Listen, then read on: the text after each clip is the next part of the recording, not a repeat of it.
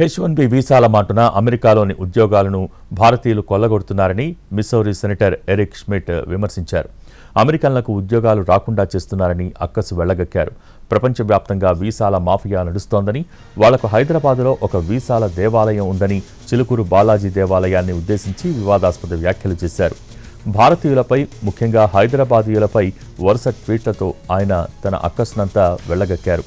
America ఉపాధి ఆధారిత వీసాల వ్యవస్థపై ఆయన తీవ్రంగా ధ్వజమెత్తారు. ఇది స్థానిక వేతన వ్యవస్థల్ని ఒత్తిడికి గురిచేస్తూ అంతర్జాతీయ కార్టెల్ను సృష్టిస్తోందని, అమెరికా ఉద్యోగులను తొలగిస్తోందని ఆరోపించారు.